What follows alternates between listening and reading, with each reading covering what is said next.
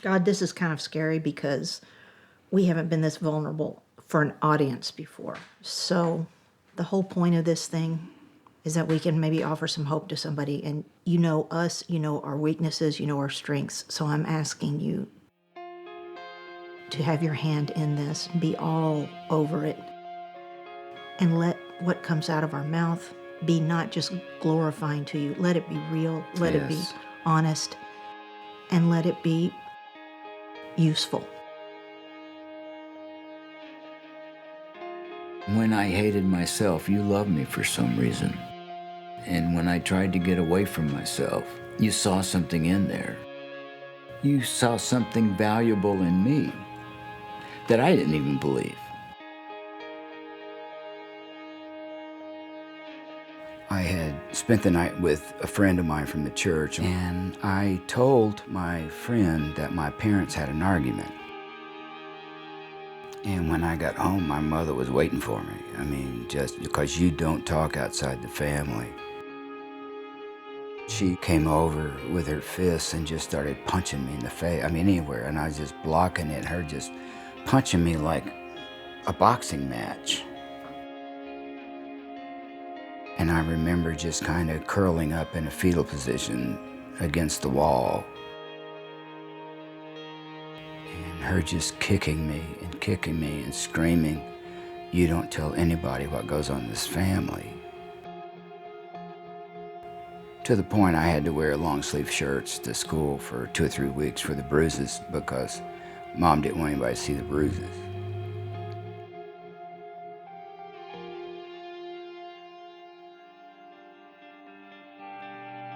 From his landmark days with the Imperials, throughout his solo career, and the seasons with the Gaither vocal band, Russ has always delivered an unmistakable passion for singing about God's love. About 3 years ago, the GRAMMY and Dove Awards gave me a Lifetime Achievement Award, and then last year they put me in the Gospel Music Hall of Fame. I bowed my head and I began to weep. And Tori asked me on the way home, she said, why were you crying? It was such a night of celebration. And I said, Tori, if it hadn't been for Jesus, I wouldn't be standing up there. I'd probably be dead the way I was going. And I said, Tori, if anybody should get that award, it should be you and Jesus, because I know me. And the greatest thing I've learned is how much he loves me.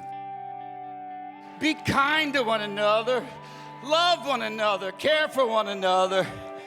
I'm so proud to be a gospel singer and to sing about the one who makes all things new.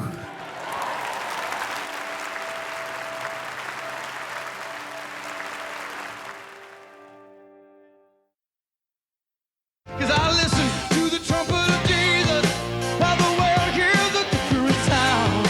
Russ's voice sounds like nobody else. There's nothing pristine about Russ. He is raw and gritty. To a better land, I hear the... He's always been a force to be reckoned with.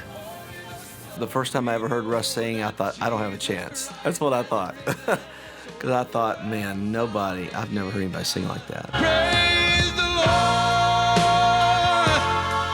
Lord. Russ is gifted because he would sing a song and the lyrics would come alive and the song would come alive.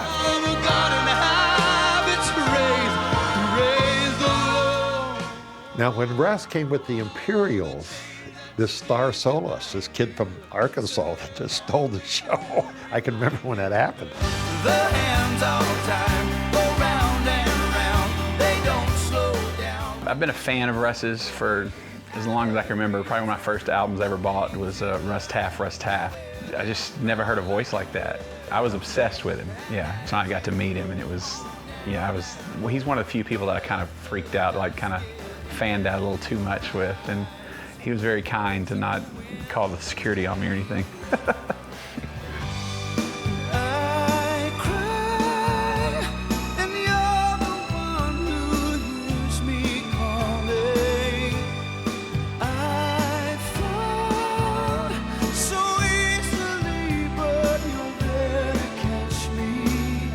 When I Could Only Imagine was big several years ago, we sang at one of Gaither's, one of his gatherings or something like in Indiana.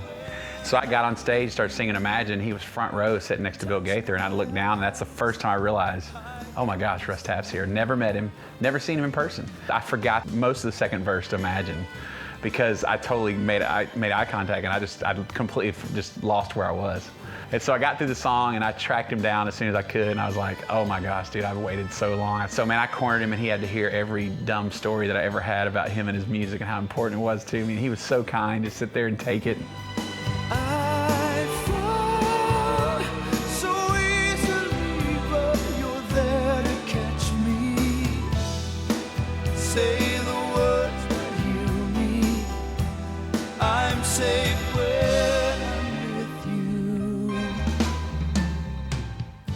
Probably about the end of that is when I told him, I was like, man, you don't understand. I was like, I literally, the reason I sing is because of the albums of yours that I bought. And I just remember Russ just being in, kind of tearing up, like literally crying. And I was like, well, okay. And I didn't see that coming. And it was later that he kind of told me how the enemy's kind of beating him up and, you know, just kind of like didn't have much worth or value.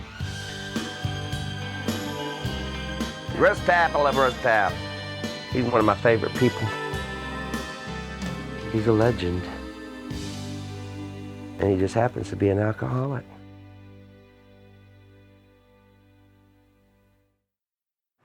Y'all are in my front yard.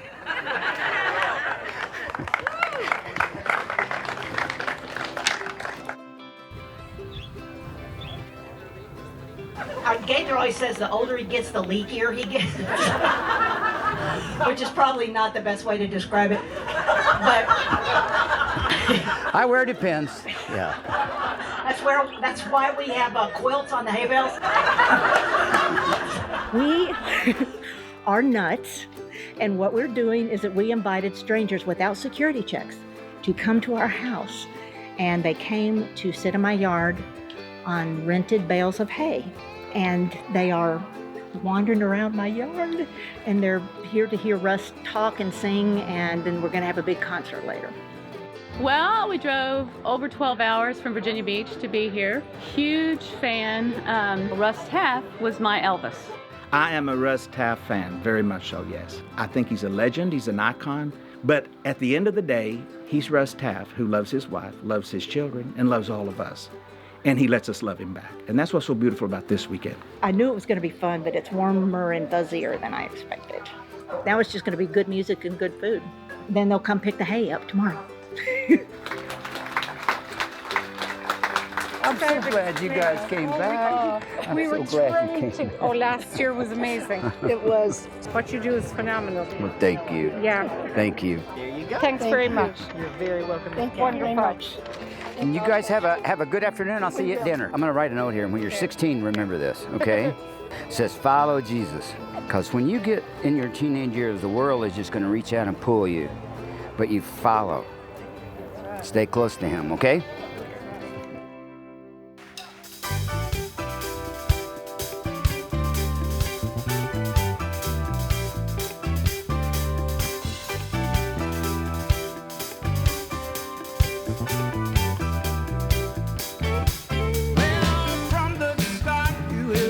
In my heart, a place that no one else could fill. Sin kept your spirit from working in me. I couldn't look at life honestly until the day my will gave way to the truth that I found in you. I'll never knew just how good it could be to stand in your prison totally free. I'm forgiven.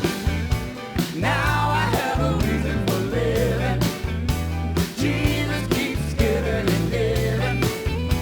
Giving till my heart overflows. I've been in Bell Buckle for about 3.5 years. Y'all eat yet? Come on. Is this country or what? Best restaurant in the world right here. Hello, ma'am. How are you doing? They have the RC Cola Moon Pie Festival, and we have a parade. And the parade is like 3 blocks. It goes by real fast. And every year, the hit is always the fire truck.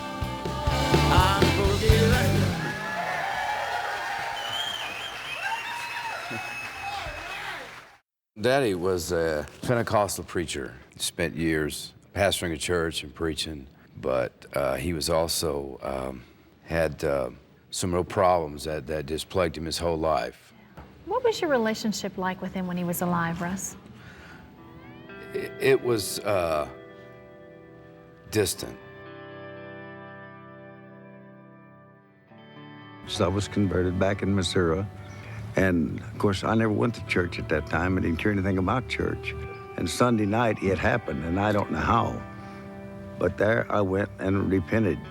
Dad would relapse, and I mean, it would be like a stick of dynamite was put under our house and it would just explode. I used to stand up and witness in church, you know, and one night the preacher, the pastor of the church asked me to preach on a Saturday night, and I had never preached, you know, and kind of a little fried it over. And the rough ways shall be made smooth. And he preached the hard gospel that no one could live up to, and he couldn't live up to it.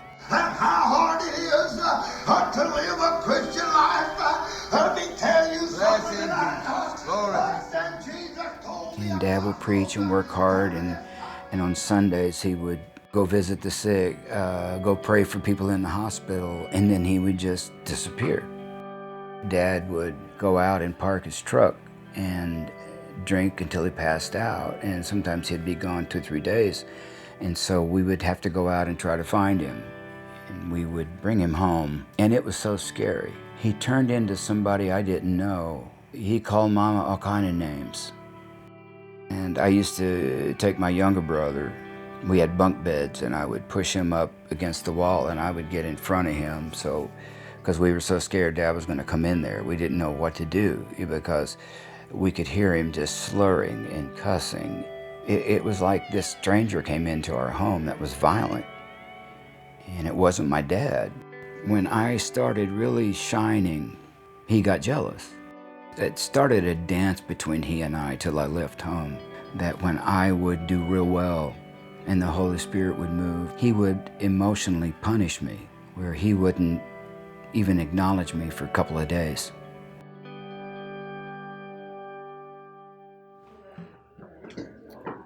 You know what, we can go into the kitchen and I'll sing you a song or two. Time is filled with swift transition, not a earthen moon can stand. My grandfather had a farm in Arkansas. The farm kind of bellied up, so he started running moonshine, and he got caught and put in jail for about 6 months. We lived below the poverty line. We ate a lot of government cheese, but the music, I could throw myself into that. Build your home on the eternal and hold to God's unchanging hand. You know, that was my mother's favorite hymn. And when they would vote my dad out, you can't have a drunk pastor. And my uncle, who was taking over the church, said, this means you can't come here anymore either. And I said, Uncle, I haven't done anything wrong. And he said, I know, but your dad's not welcome and you're not welcome. The one thing she told me, she said, life is so full of uncertainty and you never know what's going to happen in the next 24 hours. But she said, just hang on to God's hand.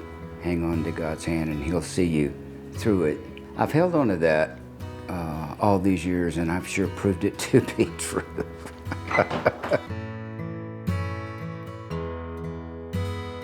But I had a key to the church. I would go down to that church like 11 o'clock at night, and I started just sitting on the altar and talking to Jesus, telling him how scared I was, and crying and just saying, I don't know what to do. My mom would come in at night and dump all this on me, and then I would sneak out and go down to the church and just tell Jesus. And that started a relationship between he and I. Not only was he my Savior, but he was someone I could talk to It was just telling him, I wish I could leave, but I don't know where to go.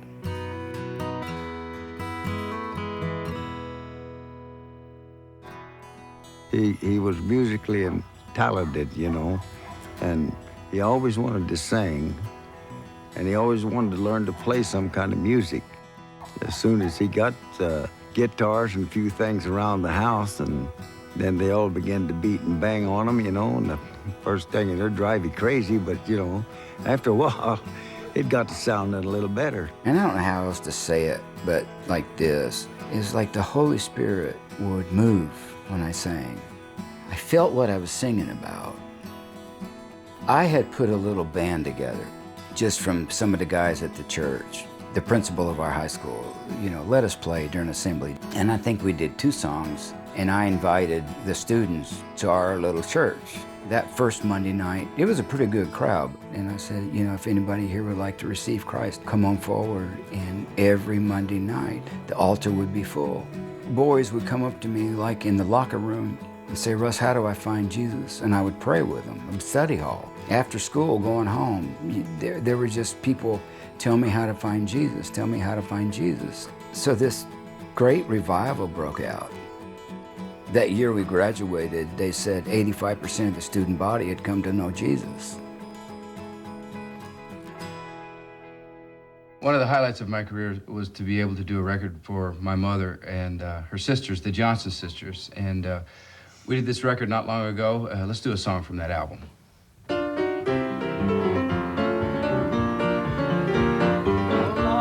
you know that I can hardly wait to reach that sweet bye-bye.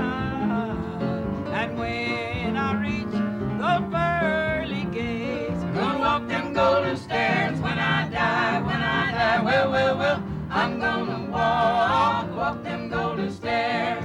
For I know my Jesus answers all my prayers. Well, when he comes to call me to that home on high, we're gonna walk them golden stairs when I die, They call it covert incest. It's not physical touching, but they turn a child into a spouse. And by the time I was 11 years old, it started. Mama started coming to my room and chose me to dump everything on. She would come in and I would have to sit on the side of the bed, and she would start talking to me, telling me how scared she was, telling me that we're probably not going to be able to meet our house payment. And I remember one time her talking to me about their sex life and how bad it was. And she would dump all this on me. I remember the first time she did it, I said, I wish he would just leave. And she backhands me and busts my lip and said, he's your father, you have to respect him. I couldn't respond. I would just have to sit there and listen. And after an hour or so, and she threw it out all over me and got it out, and then she would leave, go back to her bedroom and go to sleep. 1971. I don't even think I have these pictures. It's a scrapbook that only a mom would do. Yeah, it said Russell D. Taff became a part of the Smedley family in 1971, my last year of high school. And that's what you look like when I first met you. My name is June Smedley. This lovely woman is Mama June. And I knew Russ from being his high school English teacher. And I wasn't that good a student. Not for nouns and verbs. No, when she was my English teacher, and she was kind enough to probably give me a D-, but I passed. Hold me, my arm like this. Like I'm an old lady? No. Mom and Dad went back to California, and I didn't want to go anymore. I was at the church one night, and his mother told me that they were moving back to California, where they had come from. She said if I just had a family he could stay with, because I just can't stand to go off and leave him by himself. And I heard myself say, well, he could stay with us. What is that right there? Oh. That is a well house. Oh, you have a well? We have a well. That began a relationship that's now going on 48 years. So he's been our son all that time. His mother never would give him up officially for me to adopt him, but he's adopted in every other way, except legally. These are little notes that you used to leave me all over the place. I still can't believe you kept all this stuff, but I'm so glad you did. This was always home, and this was always Christmas, this was always Thanksgiving.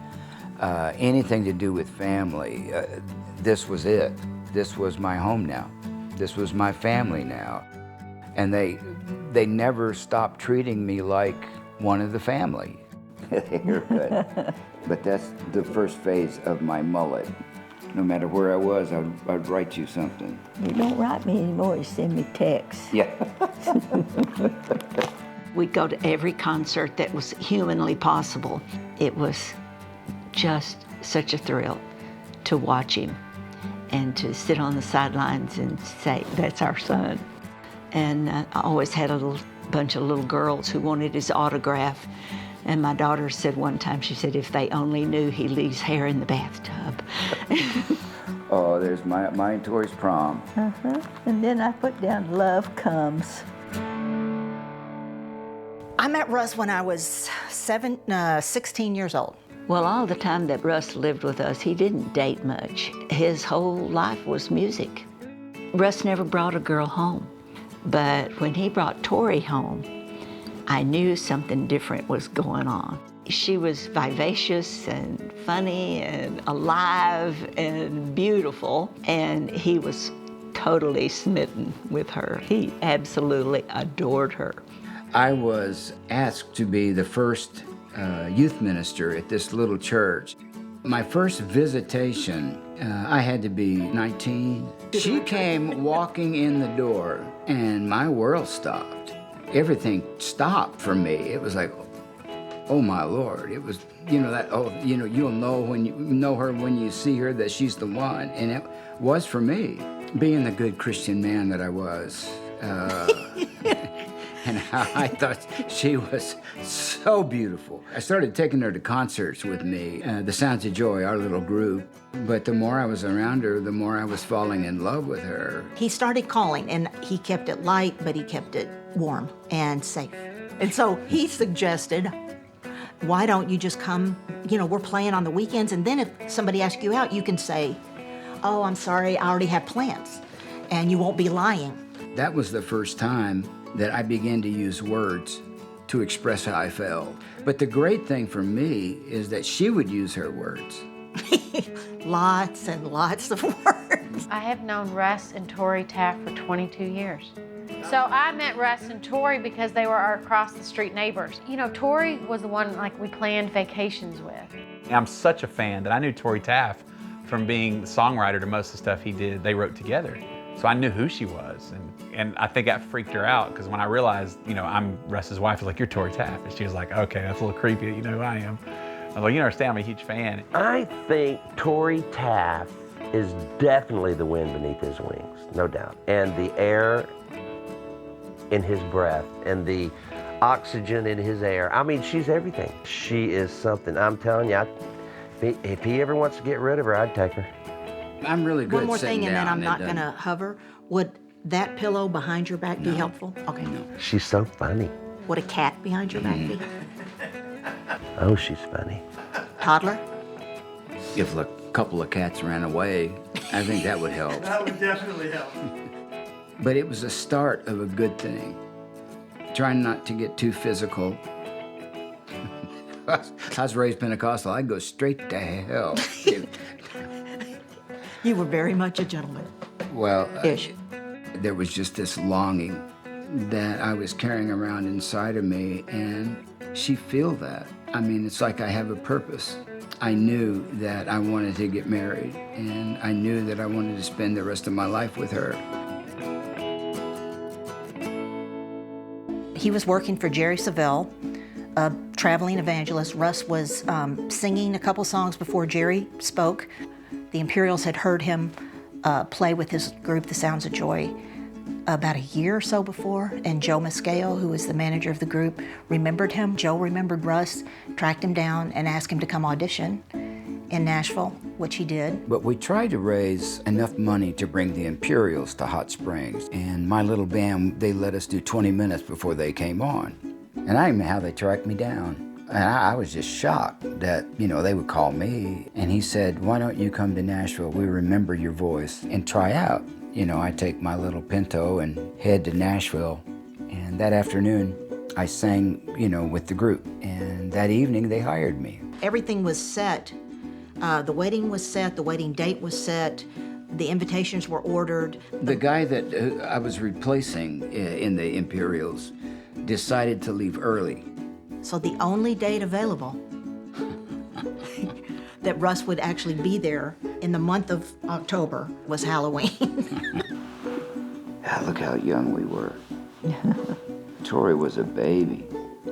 She was 20 when I married her, and I was 22, turned 23 November 11th. We were married October 31st. That's your Got a lot wedding of- invitation. Oh, and got a lot of trick-or-treaters that night. At the wedding. Yeah. No, at our honeymoon, we had a lot of that's trick-or-treaters. And your beautiful wife. Look how beautiful she is. So our wedding night, we had in Hot Springs at this beautiful condominium on the lake. But we were opening gifts and pretty well undressed. Had been making out some and... Making out some, we were married. And then we were sitting there But- opening our presents. Opening our presents. Our wedding presents and and- getting money that was now not going to go to Jamaica. And what happened, Russ? Well, in that condo, the doorbell rang and we heard trick or treat. Trick or treat. And it went on like 2 hours. And we turned the lights off and still trick or treat. So we got married and had a honeymoon night with trick or treaters. And then we took off to Nashville with a couple of boxes in my car.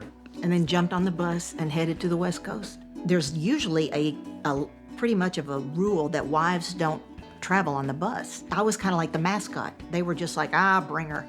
So I got on the bus and the two of us shared a bunk, which if you've ever been on a bus, we had to like coordinate to roll over. And then we had a snoring drummer right on top of us. They didn't have a bathroom on the bus. So that means if I had to use the facilities, I had to stop the bus. So I developed the bladder of a camel. I basically spent about 15 years on buses with bands. Because we didn't have children yet, Tori could travel with me. And for some reason, she loved the band, she loved the bus, she loved the travel. Travel was new. Having my own apartment was new. Having a husband was new. It always felt like a partnership. So everything we were experiencing for the first time, we were experiencing it together, and it was great fun. It always felt like we were jumping into this life. I can't ever remember feeling like I had to find a place. I had a place that was as Russ's partner.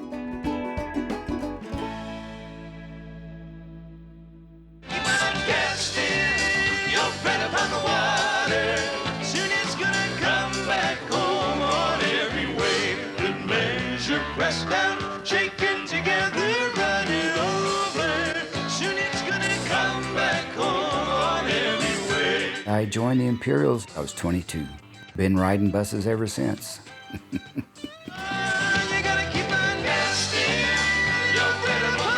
I was overwhelmed when I walked out, you know, and you saw the people. There's just so many people. And for the first year or so, I sang harmonies and stuff. You know, you're a hired singer, and you kind of do what you're told. The Imperials, cast your bread upon the waters. It was a kind of pivotal time for the Imperials, and here comes this guy with this incredible voice and a good songwriter. Russ brought this rough, edgy, soulful sound that we really had not had. From the start, you held a place in my heart, a place that no one else could fill. But sin kept your spirit from working in me. I couldn't look at life honestly. Russ really brought that, you know. He brought a kind of a new style for us. Here's the Imperials. They were getting it was a Dove Award, and we were all on stage together. It should have been Russ Taff and the Imperials, I mean, because he was the star of that show. Now I'm forgiven. Now I have a reason for living. Jesus keeps giving and giving, giving till my heart overflows. This is my first Grammy. My daughters will look at me and say, who talked you into buying that shirt? He was featured on a lot of songs because of his voice, because of the talent that he had. We won so many Dove Awards. I mean, I don't really know how many. It started out as the Imperials were a Southern gospel quartet. Russ was a big influence in changing the direction to a style other than Southern gospel.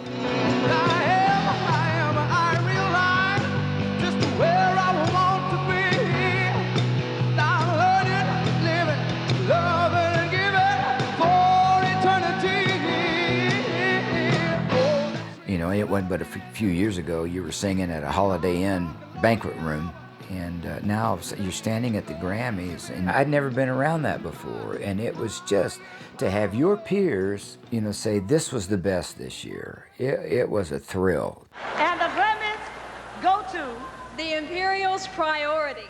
It was just so amazing to us that here's this little Hot Springs boy would be all of a sudden traveling worldwide. While I was there, we won 2 Grammys. Actually 3.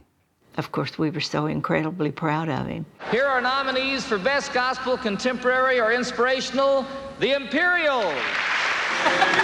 Any of you guys got a song you like to sing? Here we go. Sail on when the water gets high. Sail on when the wind starts to die. Sail on. It's just a matter of minutes till the ship comes to get us, and we'll all get in it. When we're all born, we're sent out to sea, looking for answers continuously. The record company would get a limo, and you wearing a tux, and you know, you're walking in, and there's Springsteen, and there's Michael Jackson. I felt so out of place. This little country guy.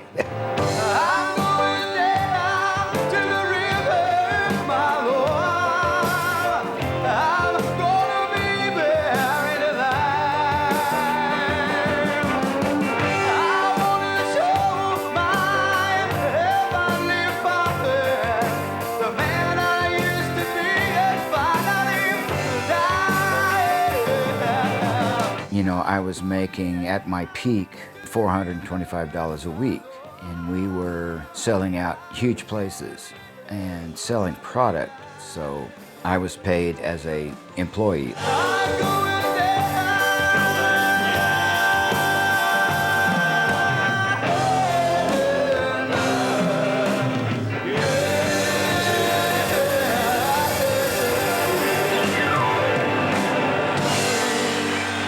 Ladies and gentlemen, the #1 gospel singing group in America, the Imperials.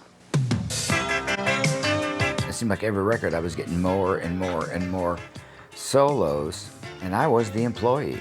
And it started getting real uncomfortable, and this was early on, like 6 months into it. I began to see that there was not going to be any room for advancement. They had a cap on what they would pay me. After a while, I began to get to the point that it wasn't a good place for me. Come and take my hand. Show me how to follow you. Lead me in your way. And at the time in my life, the only role I knew how to play was victim role. I come from a family of quitters. When it gets hard, you quit.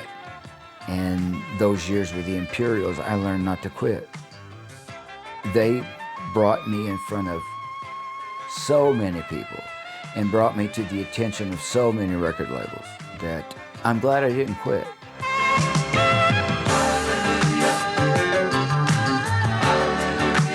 And you know, life was so fast. Sometimes you don't have time to just stop and think about, okay, what went on? And I just wish there were so many things. Had I had a chance to do it over, I would say something, I would be more compassionate maybe than I was to people. But you can't go back on those things. But, you know, I wish I could. Every day.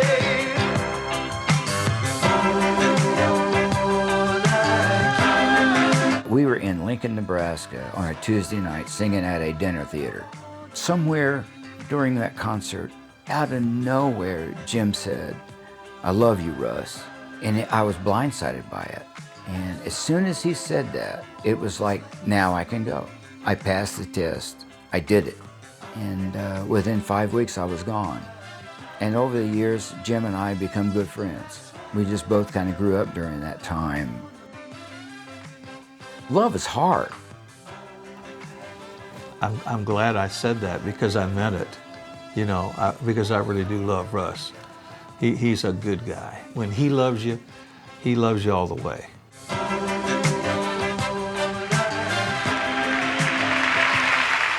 When I left the Imperials, Tori and I got out of town just to get away, clear our heads, and pray, you know, well, okay, where do we go from here, Lord? That weekend, when we got back into town, there were 97 messages on my Codaphone from promoters, from record companies, you know, saying if, you know, you want to come to this label or that label, and it's overwhelming. Well, when Russ began to talk about moving from the Imperials to a solo career, I'll admit that it was a little bit frightening. He bought a bus, and they refurbished this old bus. And bless his heart, he would drive all night and grab a few hours of sleep and then go on stage and sing, because he didn't have the money to have a full-time bus driver. So he worked so hard. He just worked so hard to make it work. But the first 2 years, I would go out to do dates, come back home, pay the band, go to the bank and get a 90-day loan. And those first 2 years were spent borrowing and paying back 90-day loans to keep it floating. And so it was just this juggling act and, you know, just praying, hoping that you could stay afloat.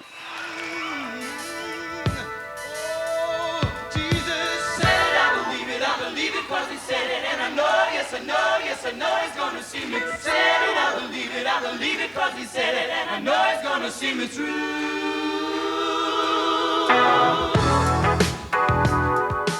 But I remember the first solo record, and it was 4 o'clock in the morning, and here in Nashville at the time, and still is unfortunately, but racism was just so, it was dominating the headlines here. And so 4 o'clock in the morning, I was just thinking about all this, and I wrote, "You're my brother, you're my sister, so take me by the hand. Together we will work until he comes.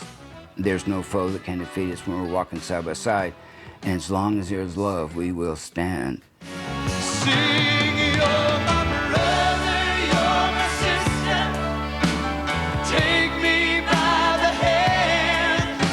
At 4 in the morning, I ran up, woke Tori up, which she didn't appreciate, but I was so excited.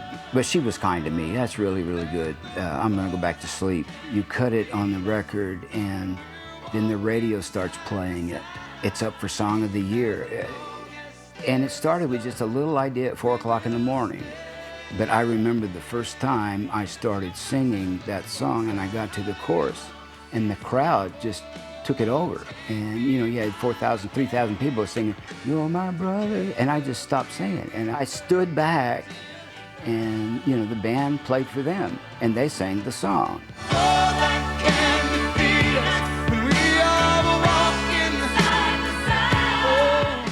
And it was one of the most beautiful things, you know, beautiful things that I had heard. We're gonna sing, hallelujah, we will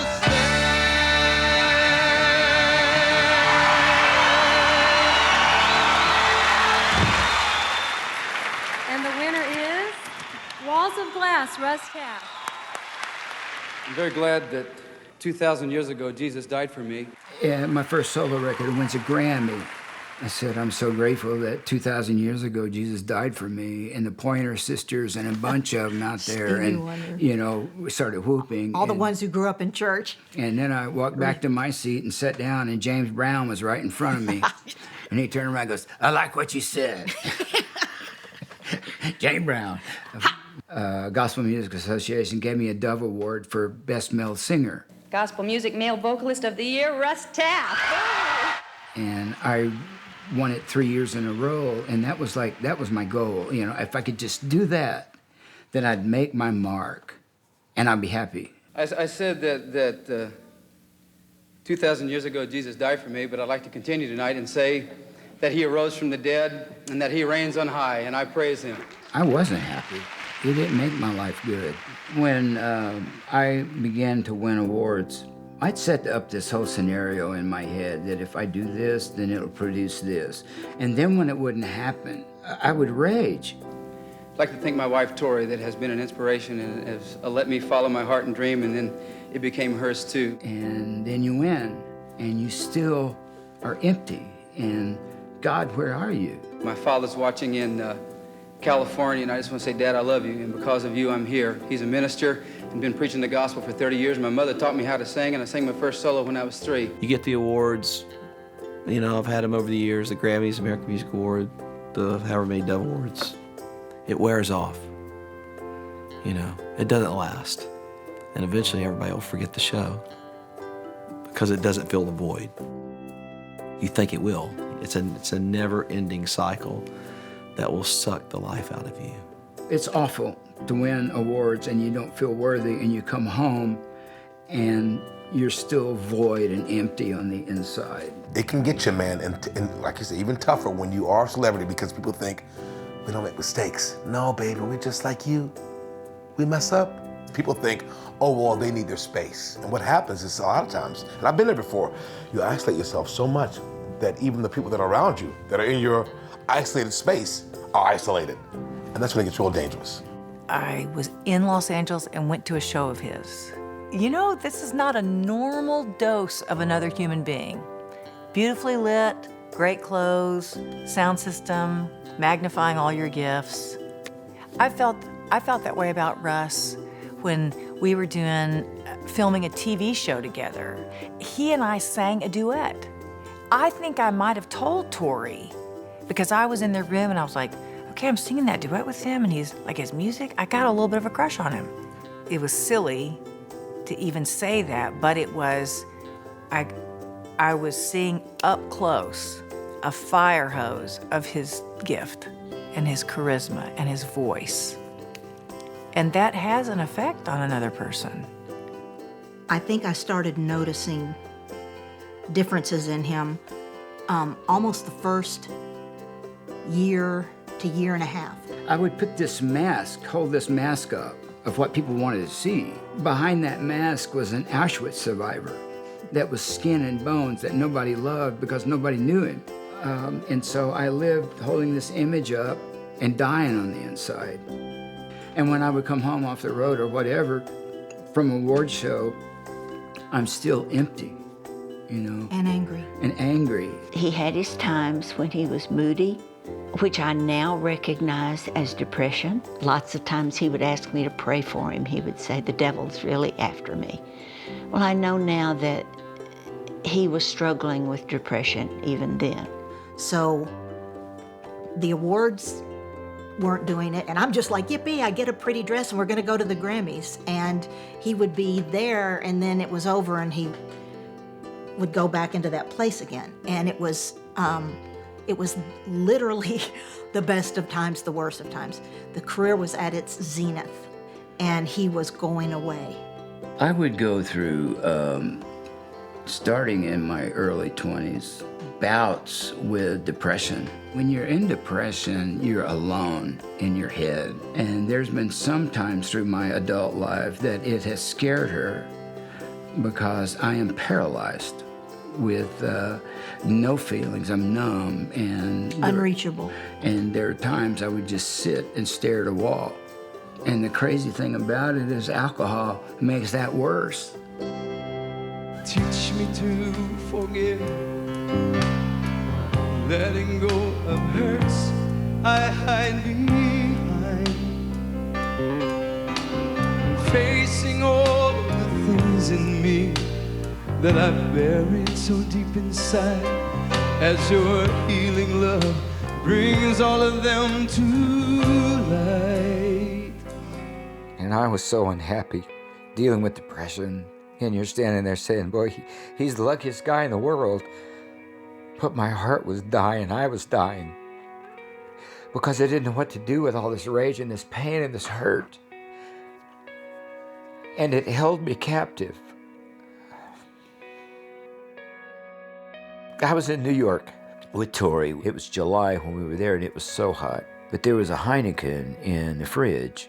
And so I just popped it, and Tori and I were talking, and I was drinking this like a Coke. And all of a sudden, I started feeling something. And so I had another one, and I drank all 3 of them, and all the pain went away. All the voices went away. And for the first time ever in my life, my brain was quiet. And I really thought, this is a miracle. I can live this way, because I don't hear the voices anymore. I wasn't a partier. I never drank around anybody, but I liked the way it made me feel. It numbed me, and I didn't feel the pain anymore. And I remember thanking Jesus for this. I was sucked in so fast. But it's so funny, from the get-go, I started hiding it. And after a short amount of time, it turned on me. It began to increase the pain because there's so much guilt. That was the start, hiding, lying, covering it up, but needing a drink every day.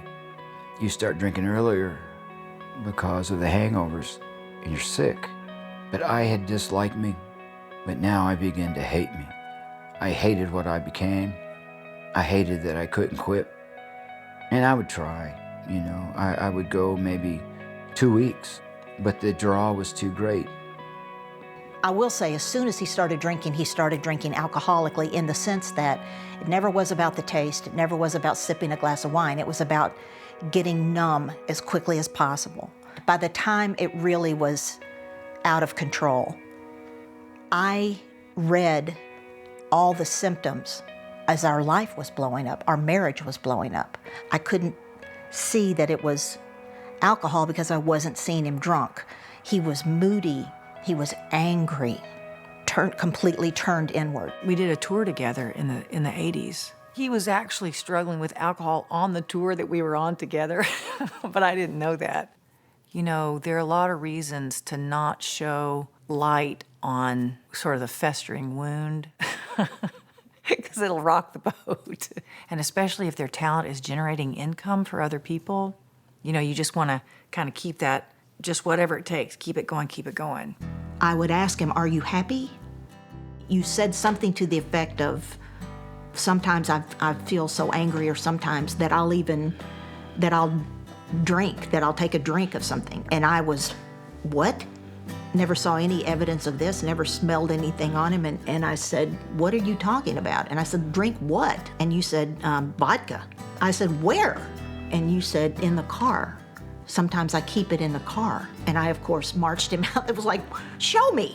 We marched out the car, and he opened the trunk, and he dug around in there, and there's this bottle. And when I was standing there, you said, what? And I said, I want to hit you right now. I want to hit you. And I'm very passive. I don't throw dishes. I physically wanted to belt him. And what I said is,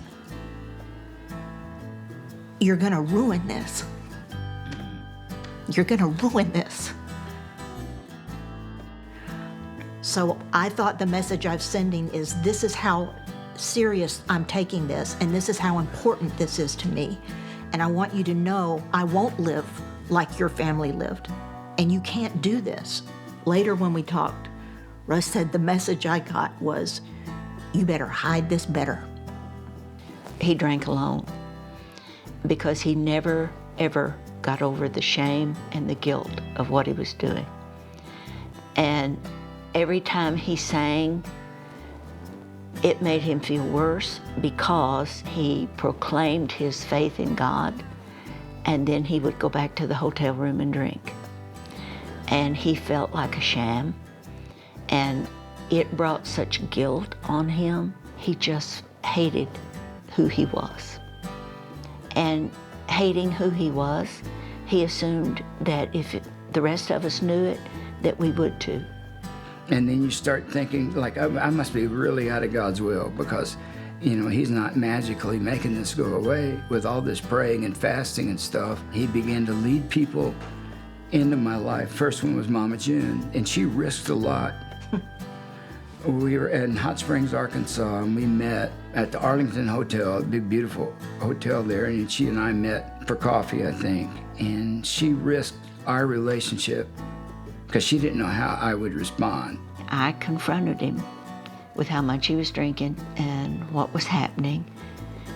And of course, like a typical alcoholic, he denied all of it.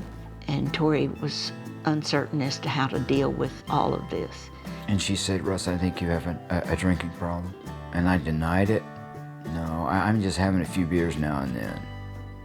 But she wouldn't let me go. I mean, she was like, no, your personality has changed. I don't know who you are anymore. And I got so angry. How dare you? I used to say it was like watching someone fade from color to black and white and then start fading out of the picture altogether. And it turned into the third person in our marriage. It turned into Russ and Tori and Russ's pain. It's wonderful. It's absolutely wonderful having a child in your life. I think it causes me to be a better person because she's watching me constantly. Some of my earliest memories are being in the recording studio with him. It's wild. I remember going out on the road with him a lot growing up. It was a very good, strange, but good environment to grow up in. For me, it just always felt natural just being in diapers, going to concerts. A lot of people who meet me, shake my hand, it's just like, oh my gosh, you're Russ Taff's daughter. What's it like living with him? It's just like, it's quiet. He doesn't sing. He sleeps on the couch, and I'm usually there with him playing video games. Yeah, here it is again. Unguarded, number 1, number 2 medals. Never could pull Amy off the number 1 place. But I didn't mind. I loved her too. Medals had been so successful, and so everybody wanted a medals too. And I don't know how many wasted hours I used just trying to write, We Will Stand Too. Well, I've seen my chances come and go and come back round again. One of the directors at Warner Brothers said, have you ever thought about the country marketplace? And I said, no, I haven't ever thought about them at all. And he said, this might work over there. Of change.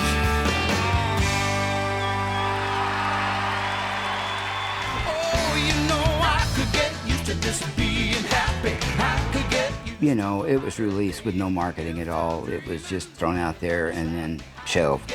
used to living this way, but you'll get used to living this way. I could. And they spent $250,000 on a second record at Warner Brothers. But by that time, all of these colorful things out on the fringes of country music were not accepted anymore. So Warner Brothers just kind of shelved the record. I guess it's still sitting on a shelf in Warner Brothers. Had some really good songs on it. What's happening to me? I was looking for who wants me? Does anybody want me? Who will let me have creative liberty to do what I want? I was talking to Bill Gaither. He's always been a great resource. But while we were walking, I was talking to him about my frustration. And he said, if you were with me, I'd let you do what you wanted to do. I think the world got to know Russ through contemporary Christian music. And at that point, for the traditional Southern gospel people, he would have been, quote unquote, rock and roll. And they were into the harmony business. Okay, they were not into the rhythm stuff as much as Russ was. Mark Lowry was leaving, and I told him, I said, well, I'd like to try out. So I sang with David and Guy, and the blend was pretty good. Wonderful time that we had together, and I'm proud of the records that we made. We made some good records with him. Yes, we had feeling and we had character because that's what he brings to the group.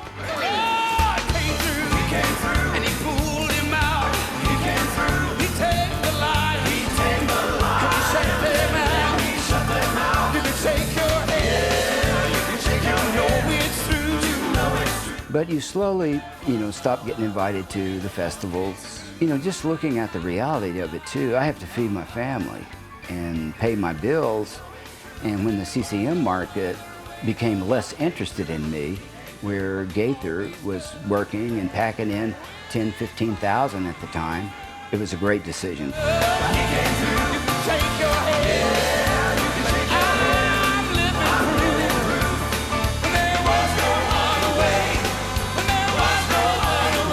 That Gaither world is in me. That was the first 12 years of my life. The CCM market didn't know what to do with the older artists, and so there were some of us that they didn't see the value in.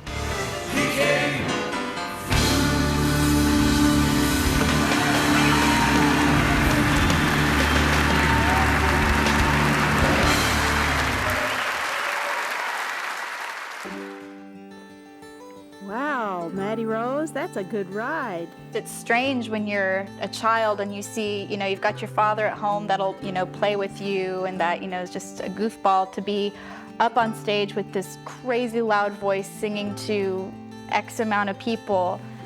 It's overwhelming. He's your daddy, and you love him, but then you see, oh my gosh, all these other people love him too. You feel like you're sharing him. And yeah, I remember even as a child being so proud. He was gone a whole lot, especially when I was really little. Growing up with him, there was some disconnect because Dad didn't know what he was doing with his life about this depression, this family sickness. So there are parts of him that I didn't know as a kid. It's sad to say, but there's parts of him of happiness that I didn't know he had. I told lies to cover up my drinking. I would come in early on and I'd be smelling like beer or something. She, how many he had? Oh, I had a couple. When the thing is, I drank 8. I never drank at all when she was with me. So the hiding and the drinking were simultaneous. As soon as alcohol, you introduced alcohol into your life, it came with hiding. But I knew right from the get-go I was lying, and it bothered me. It bothered me. Russ lying to me again and again and again makes me feel crazy because my gut's telling me one thing, and this person that I love and that I trust and that I am in this relationship with is looking me in the face and telling me that what my gut is feeling is not the truth. You watch somebody that you love hurting and you can't do anything about it except just love them and be there and assure them that you're not going anywhere. That's probably the hardest part. He would pick a fight. He would push me into being discombobulated, and then I didn't want to go out with him. I didn't want to be on a bus with him. He had just been such a jerk for the last week. But then he could go out by himself on the road and drink secretly. And any good alcoholic worth their salt knows how to knock you emotionally off balance, because that's what addiction has to do to survive. Because when he was nice, the sunshine came out. And then when he withdrew that love, which is what it felt like, and which what I was taught, is what he knew, then it would be, where'd he go? So there was just something on my gut level is wrong, and he's going away and I can't reach him. This was biggest career records and albums and everything he did. He was at the top of his game. Biggest crowds, biggest everything, which at the time intensifies the insanity of it.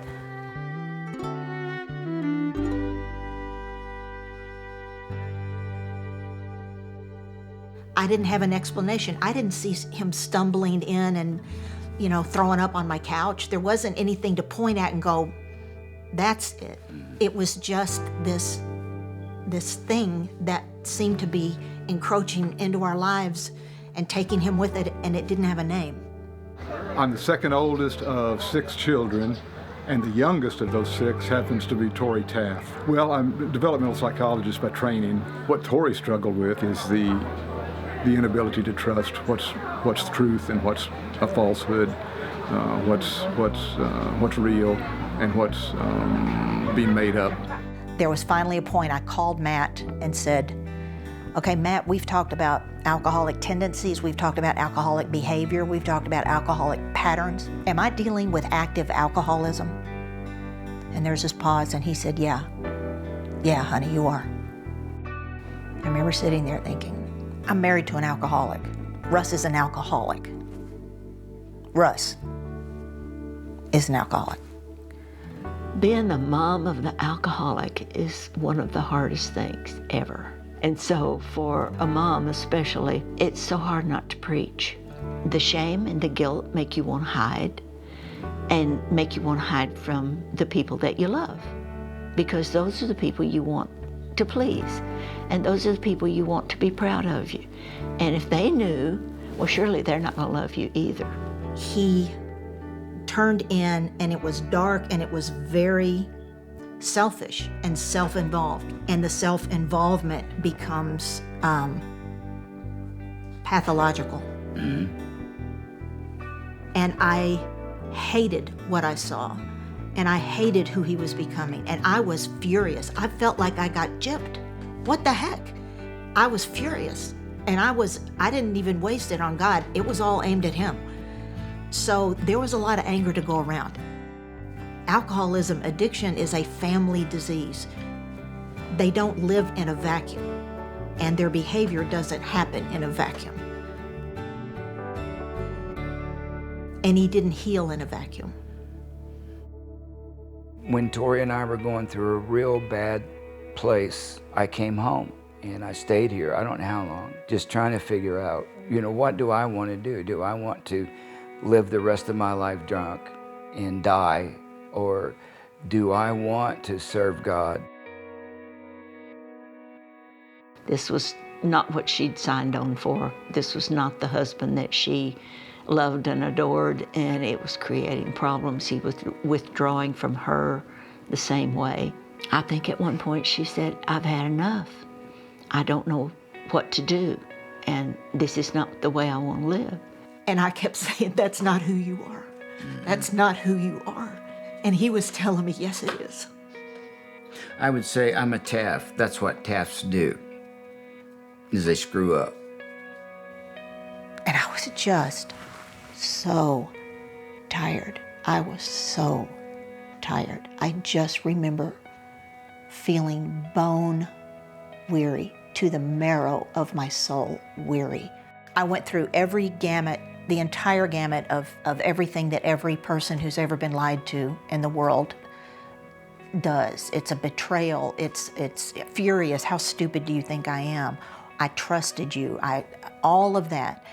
And then the worst part of it to me was that it makes you doubt yourself. I'm sure it killed her to be Russ's companion and experience the walls of secrecy. Every woman who has ever had a man that was putting up a wall feels like she's going crazy. And the wall can be for anything: infidelity, addiction, workaholic. In 12-step programs, they say that an alcoholic does what an alcoholic does. And we add the to me. And it all felt like he was doing it to me. I'm in this marriage. It's happening to me. My heart just broke for her and what she was having to put up with. But I don't know. I don't know that I would have hung on like Tori did. Nobody likes to see anybody that they love suffer, and she did. There were a few years that I just distanced myself a little bit. I was mad at him for a while for what he was putting the family through, his family through. I would just listen and be there for her. Because there was times she couldn't get in touch with Russ. There were some dark days. I don't think I've been any lower in my life, because now I hated me more than I hated them. And drinking's not helping. It just magnifies everything. Now my partner is probably gonna leave me. She's had enough. And I was fed up to the point that I didn't want to hear anything else about that poor hurt kid in his childhood, because all I saw is somebody that was hurting us and hurting my children. Yeah. I realized that I could love him and leave him, that I could love him and not be there. I'm living with the product of a mother who didn't leave.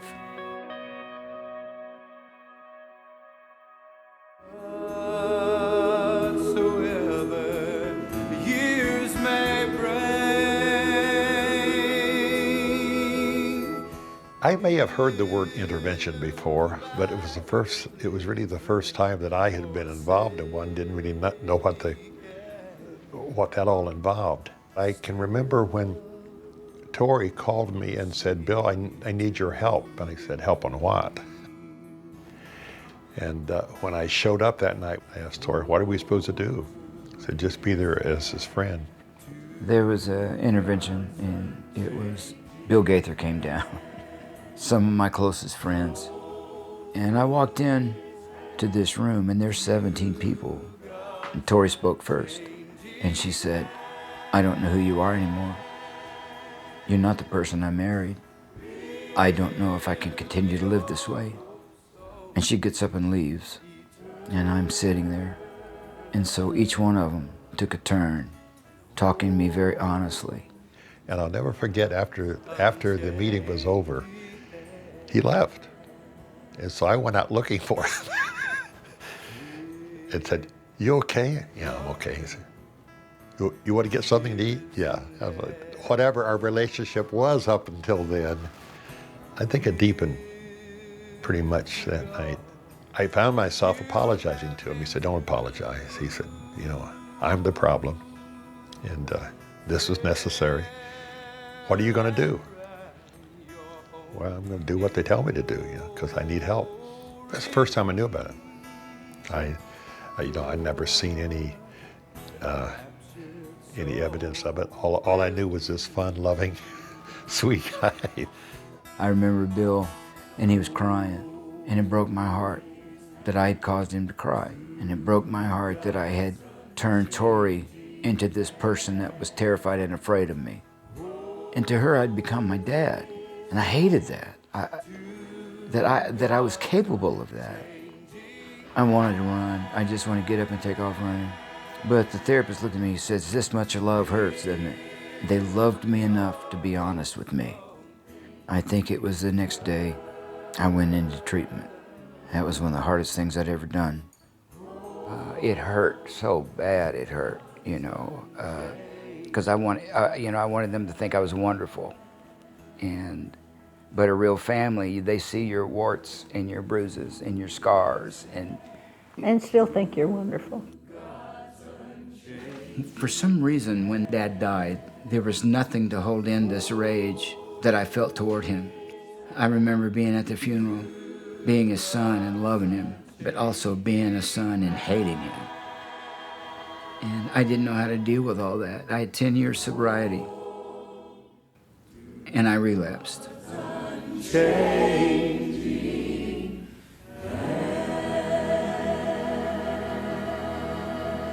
And when Mama died, it was like the lid came off. And I'm sitting at that funeral saying, "Why didn't you protect us? Why didn't she get us out of the house?" And so there's just this craziness going on in your head. And he would go to rehab, and he would be fine for a while. And he'd have several year stretch, and we would all relax and think, "Yeah, he thinks he's got that whipped." And then his father died, and that was traumatic for him. And then he rallied, went to rehab, got sober, clean and sober again. And then his mother died, and it was another fall. He thought drinking was his problem, and drinking was not his only problem. Russ had been to treatment twice already. About every 10 years, there would be a relapse. And now his mom had died. And this was the one that took him under. So the memories that he had shoved down were now flooding back to the point that he couldn't suppress them. So he was medicating to get numb as much as he could. I've had people tell me, and I've read, that trauma blocks memory. I have a full year of my life that I don't remember, starting about the end of 14 when my grandmother passed away and the relapse started. I mean, I have little bits of memory here and there. They're fuzzy, but they're there. But that's what trauma does, is it blocks memories that are too painful. Now here's King of the Mullet right here. Oh, yeah. This is Russ bending over to pray, "Lord, forgive me for this hair." Yeah. Is that hilarious? Do you remember what this was for? No. It's on a hairdresser's wall now in Alabama. There was a series of sorts, whereas the history of different eras of music. I think the one I hosted was called Timeless. And I was the host of that show, and it was great because rehearsal went fine. It was good. Then here comes time for the real taping, and Russ was late. And we're wondering and waiting, and we held the show for a little bit, and we're wondering, waiting. Then we hear he's on his way. Okay, great. So we'll go ahead and get started. And about the time that I was supposed to introduce him and do this little funny little dialogue thing, you could smell him on his way to the stage. Okay, I'll tell you my nativity story. Okay. So if you grew up in church, preacher's kid, so did I. And we had those incredible, passionate Christmas pageants. Right. The ones that had the wire from one side of the church to the next, and you hang the sheet, Yes. And the lighting system from Radio Shack. And it was like the color wheel that sits in front of that's all the lighting we had. So when the kids would pretend like they're in the nativity set, all of a sudden they'd be green like aliens and yellow and then red like Satan. I played that part. My mother had just passed away. It was a videotaping, and I thought I was okay. I had drank a little bit before we did sound check, and the 3-hour period between sound check and the concert, I had a little more. But when I would do that, I didn't hate Mama as bad. I don't remember walking out on stage. I don't remember how they got me off. Of course, I'm panicking, going, how do I get him out of this? And how's he going to sing, the next song? But I just remember so badly wanting to be clever enough and funny enough that people would not know what I know right now, what I can smell, what I can sense, what I can see of him staggering. He wasn't remembering anything that we had rehearsed or said. We grew up in church. How many times did you get saved? I got at least 142 times. How many? I think eventually someone stepped up and helped him get to a stool. Russ Taff, you guys. He's awesome. Love you. The evening of the Timeless concert, I was producing the show. That's Dan Postema, famous A&R producer. The man who made us all what we are today. The climax of the show was a moment where we were going to have Russ sing with his old group, the Imperials. They hadn't sung together for many, many years. An hour before the show, no Russ. About 5 minutes before we took the stage, he came running in. You're my brother, you're my sister, so take me by the hand. Together we will work until he comes. The thing about Russ is he has this kind of rock and roll swagger and stance. So he was up there, and I think everything is okay. And yet I wasn't totally sure, because he was moving around a little bit too much. To the Lord, come on everybody, stand up and sing one more. Hallelujah, give the praise to the Lord. I started to wonder if he was feeling all right. I thought maybe he was sick. My son, who was up in the balcony, texted me and said, I think Russ is drunk. And I dismissed that immediately.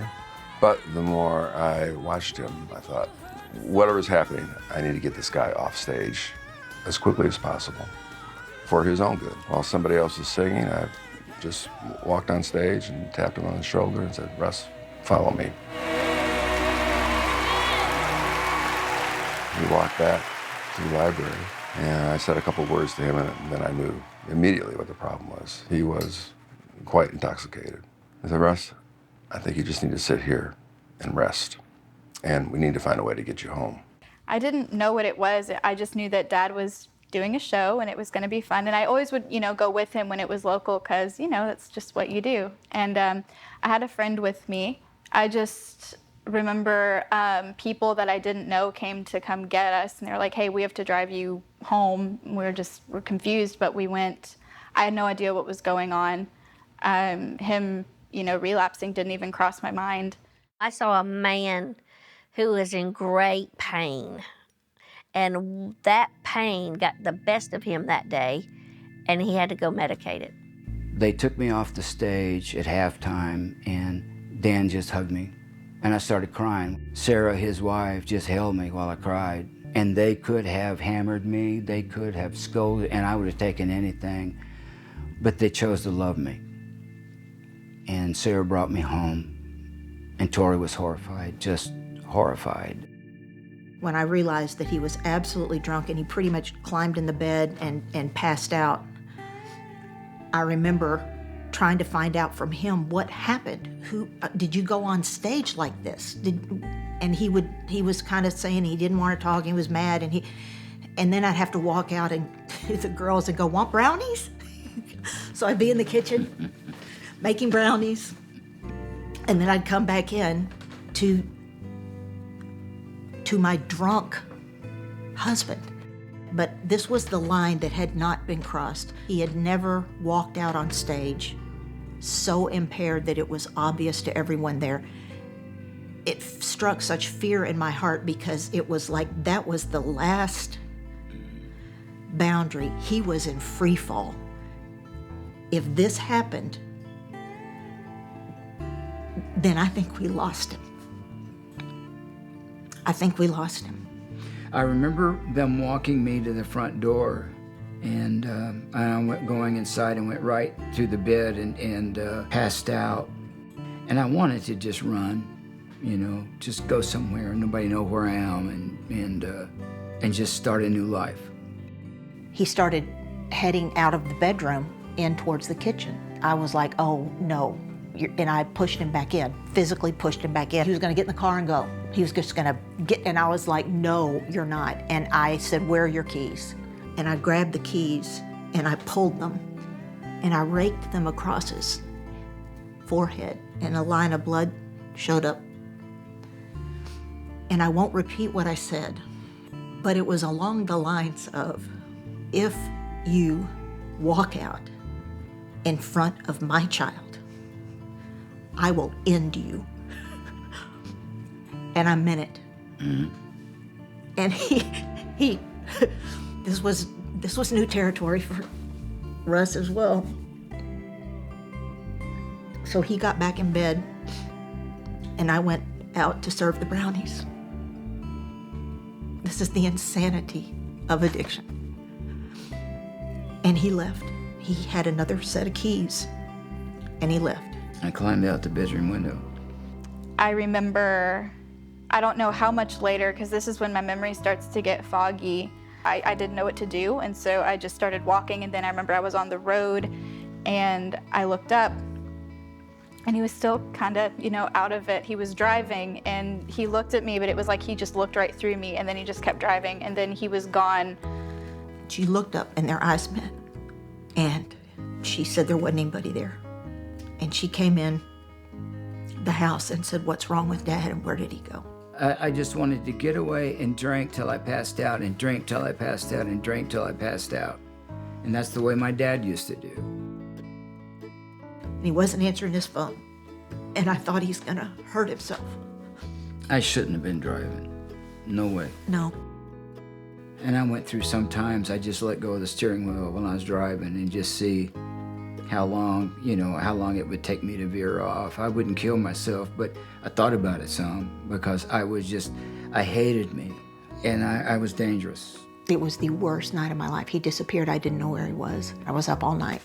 He ended up in a hotel, in a Holiday Inn Express, and I called Becca Stevens, and she and another close friend got in the car together and drove out and got him and brought him home. When he was on the curbside, just sitting by his car, he couldn't even get in, and he was drunk. And I was like, Russ, you gotta come with me. We gotta get some help. I cried all the way home because I was starting to sober up, and if I'm going home, I can't drink anymore. To let me sober up, to face head on what I had just done. We all just kind of isolated. Nobody really knew what to do. I didn't really remember hardly anything of the concert. I had no memory of it. I just remember feeling like I've destroyed me. I've destroyed her. I'm destroying my kids. And you just destroyed your career. And I just destroyed my career. For too many years, we've been holding on to each other. Satan come and trip somebody up, and they'll mess up, and they'll go, how dare you do that? You call yourself a Christian, Instead of considering that could happen to us and saying, brother, I love you. I'm not going to tell anybody. I'm not going to gossip. I'm going to pray for you. I'm going to intercede for you and lift you back up and I'll hold on to you, and I'm not going to let the devil drag you out of the kingdom. I wonder if Russ would have been surprised to have heard the conversation afterwards. It wasn't, well, he sure messed this up. Well, we've got to do this whole taping over again. It was this somber, man, that guy's hurting. There was such concern, and such worry. All the artists agreed the best way to help him is to pray for him and keep quiet. Let this be a family matter. Don't let this hit the rumor mill. Let's protect him. Let's love him. Let's pray for him.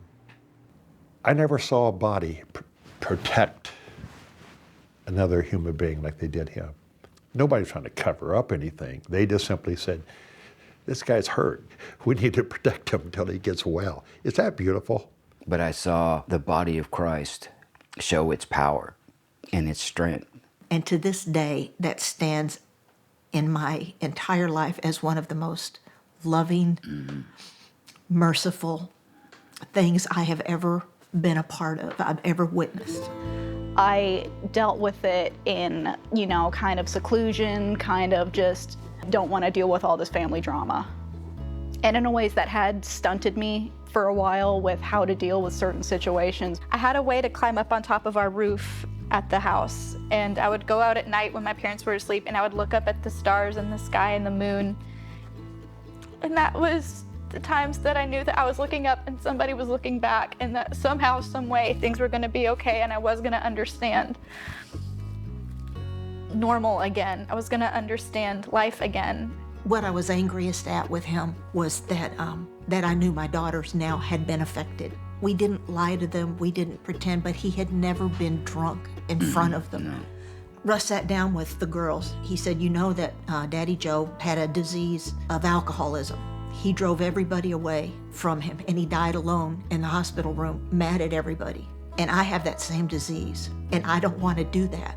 So I'm gonna go to a place where they're gonna work with me and teach me how to figure out what's going on and why I can't get well.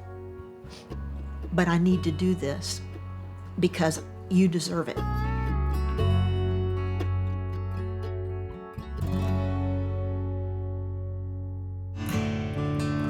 It's in Santa Fe, New Mexico, up in the mountains, and they have maybe 20 patients at a time, so there's a lot of intense therapy. They began to lead me down to my first memories, but I went all the way back to the beginning, and I could see myself as a toddler and what happened. That when I was 4 and 6, and we would stay on that just for a little while, then they'd lead me to the next one. My attitude was good, another treatment center, yippee. Let's drain our retirement savings, which we did, and let's pay for Russ to go talk about himself again for 30 days. And I knew that the marriage was over, and I knew that I would be leaving. So while he was at yet another treatment center, I was gonna be home making plans. In my mind, I had moved on. I hadn't forsaken him, I loved him, but I was done. Russ's trauma was his childhood. My trauma was Russ's addiction. After 3 weeks of this and crying every day, it begins to come to the surface. The Holy Spirit would just polish it a little bit, and make it where it was okay. It didn't hurt anymore. And this one, okay. And after 3 weeks, I could think about my folks and not hurt anymore. But I was shocked because a miracle had happened, and I didn't know how. But it happened. What happened in Santa Fe, what came out was how bad it was. And that's the truth he had been shoving down and protecting his parents from and protecting himself from. It was so much worse. I didn't know there was almost daily violence in that home from both parents. And when he got to Santa Fe, they made him stay down there, and the rest of the story would come out. And it would end with Russ in the fetal position on the floor and somebody kicking him.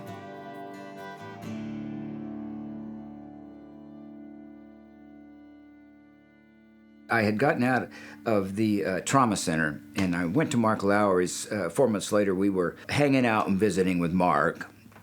Mark's pastor called and asked if I would come, and his father was dying of cancer, and he loved the DVD that Gaither did on me, and he would watch it in the hospital room, and they asked me to come.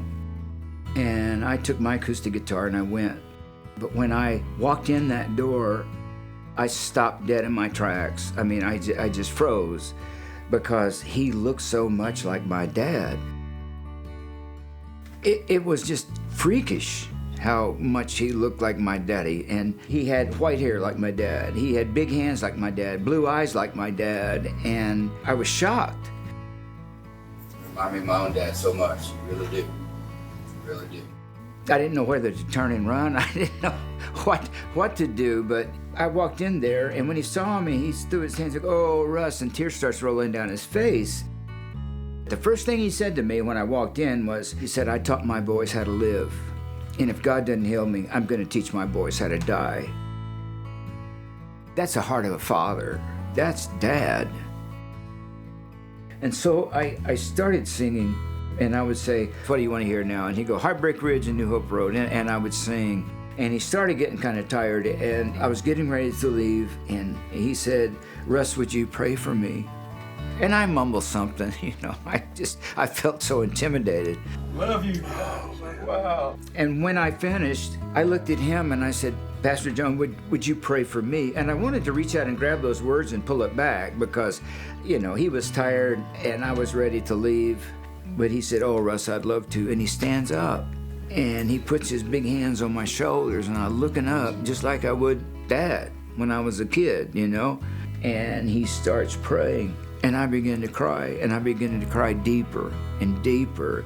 But you have set aside, Russ, for special anointing. You set aside, Russ, for special people and places. I went down to my knees. I couldn't stand anymore. There's no accident, God, that you walk into this hospital. No, Lord. And he began to tell me how proud he was that I'd given my talent to Jesus and I'd been serving Jesus and how God loved me. Let him feel and know that he is needed, wanted in the body of Christ. And he took my head, pulled it to his chest, his belly, and began to stroke my hair. And every time an affirmation would come, I would cry deeper and deeper, and it was like 50 years of this just started coming out. I realized once I started crying so deep, he's healing me. There's still that need to be affirmed by somebody that says, "You're doing good, you know, you're doing great, and I'm so proud of you." That day, everything changed, and it's like everything fell in order then. My mind, my body, and my spirit all just connected. This is what I've been looking for my whole life. Father God, Father Daddy, has wrapped his arms around me, and he said, "This moment, you're free." Since that day, the urge to drink is gone. I mean, it was a miracle, absolute miracle. And when I feel pain today, I don't run to a bottle, but I run to Daddy. And he keeps me sober.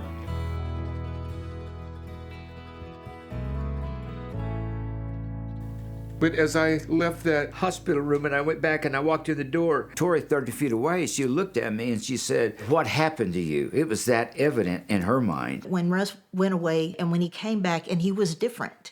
And I knew that I made a decision to go ahead and stay for now. And my one day at a time was waking up in the morning and saying, "Can I be married to Russ and not be sick?" And I meant sick in the sense of codependent and making bad decisions of being there for a reason, like I'm going to save him. But when he came home and he was different, and I decided I'll stay today. The long haul, the hard work was going to be her. And I had to commit to it. Jesus, I'm committing to this path. Now, would you help me? I was nervous coming home because I'd been away from her for 65 days, and I didn't know what path she had chosen. But when I got home and I saw that she was willing to stay and fight, I realized there's a chance. There's a chance. But we started having dates again. We would go to dinner and focus on each other. My relationship with her had just really suffered.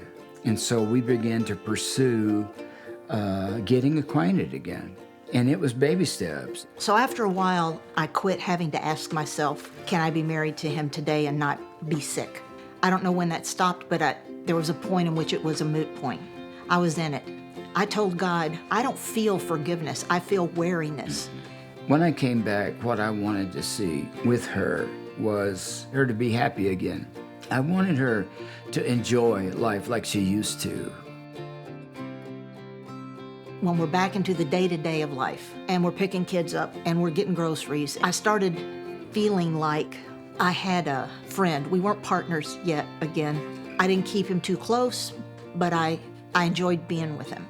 And at some point after that, and I remember talking to him about this and Russ leaning in, physically leaning in, and he was engaged and listening, and I started feeling affectionate, and gradually and in increments, I started enjoying him. Then I knew God had worked the forgiveness and that trust was returning. We hadn't had fun together in a long time at that point. It was work and fear. Enjoying was a big deal. As I saw her begin to soften, just kind of soften and let me hold her hand, it was a big deal. Just to hold her hand.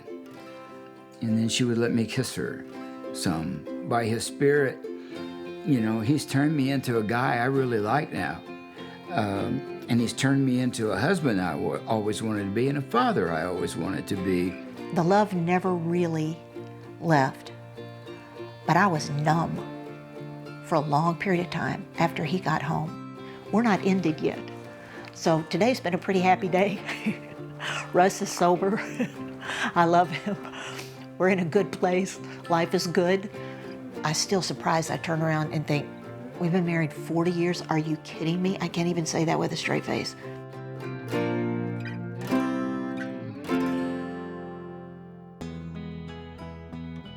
I'm in the autumn years of my career. How can people see what God has done to where He is glorified unless they know the story? But I'm at a point of confidence now. The odds are really good that I'm not going to fall back into old behavior. He's not on probation. I don't feel blame. I just feel grateful. I have a dad now that I never would have had otherwise. If this is what it took to get him to where he's at now, I'm grateful. He's present, he's loving, he's engaged. Yeah, I'm grateful for that place. What held us so much is both of us, our faith in Jesus and trying to follow His voice and His direction and not listening to outside voices that would encourage us to run away from each other.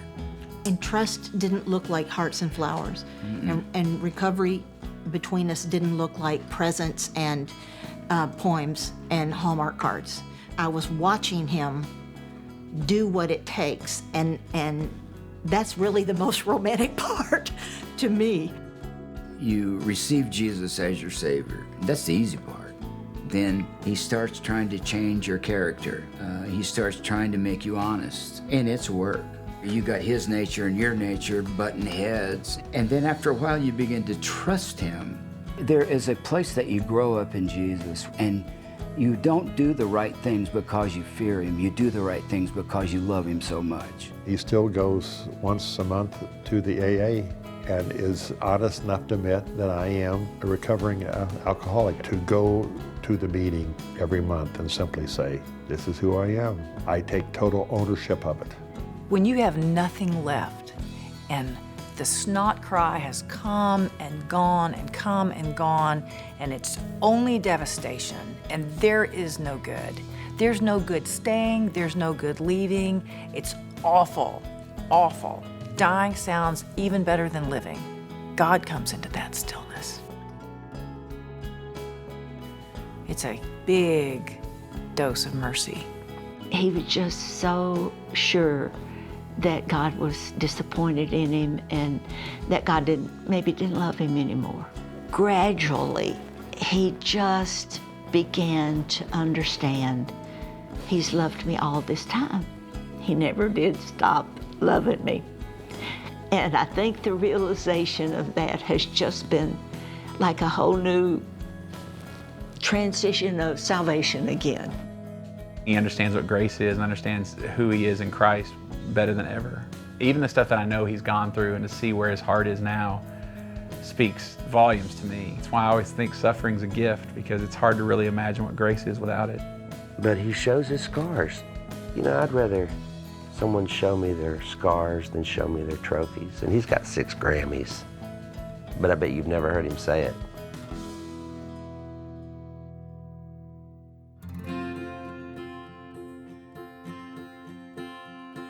I love you and I respect you because I watched you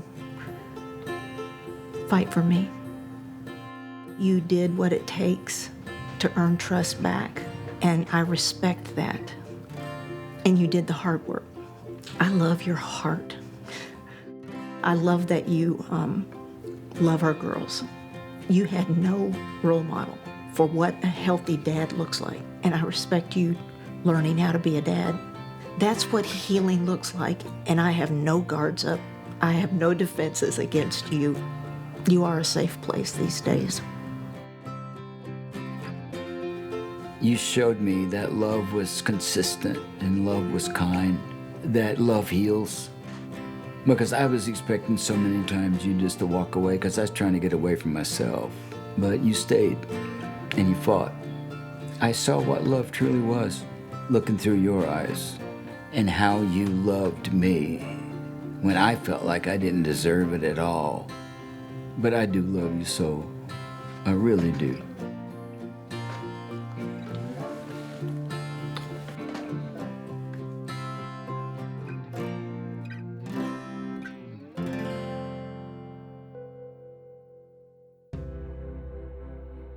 I'm a living testimony of what the power of Christ can do in a person's life. You got to be laser focused on the prize.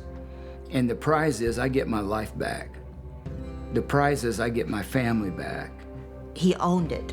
The only reason we're still married is because there was never once in the decades of our marriage that he said, well, if you had just this, maybe I wouldn't drink. He would look at me when I'm screaming my accusations at him. In a therapist's office, he'd look me right in the eye and say, I did it, and I'm sorry. It didn't make me feel better, but it gave us something to build on. It took me coming to the end of Christianity as I knew it, the whole time trying to follow this God that did not like me, and the God of my father that was cruel and hard. But it took me just crashing before I would let go of that and start looking at who is Jesus. He came home with something healed that brought peace, and that was the reason I could stay, because I wasn't fighting for him all by myself. I learned how to be an adult and not just this wounded kid that's, you know, everybody look at my pain, look at my pain, look at my pain, but I changed into an adult. We were going to Gaither Family Fest, and Dad had gotten a new medication for his depression, and he was just so elated and happy and just motivated to do anything and everything. And I turned to Mom and I was just like, I've never seen Dad like this before. And she said, this is what he was like before everything, honestly, that had affected him so much. It had a scarring effect for sure. I was lost for quite a few years. And then it takes a while to get trust back. But if it's anything that I can say about my dad, it's that he's a fighter.